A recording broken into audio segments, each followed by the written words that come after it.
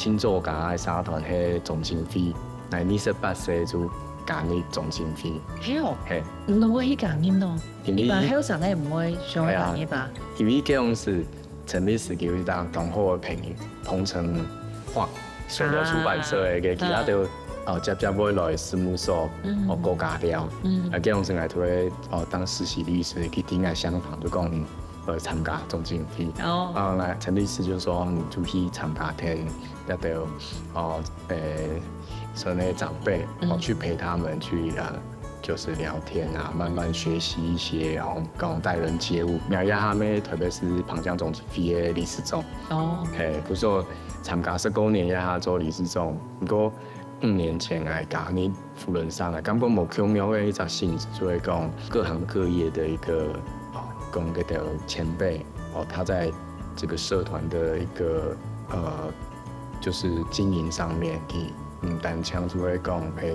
認同這個公益性質的一個，我覺得他是可以在自己的一個職涯上面有一個轉折，就是說你認識的這些朋友志同道合，共下一做好事。不過客家社就會基本上就會特別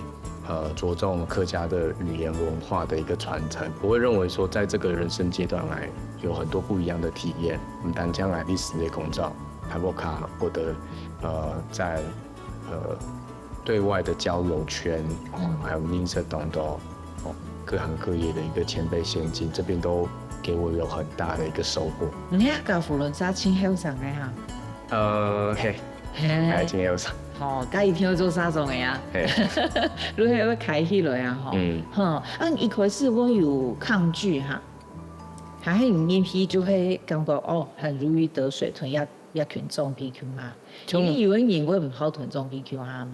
不是我你咪講，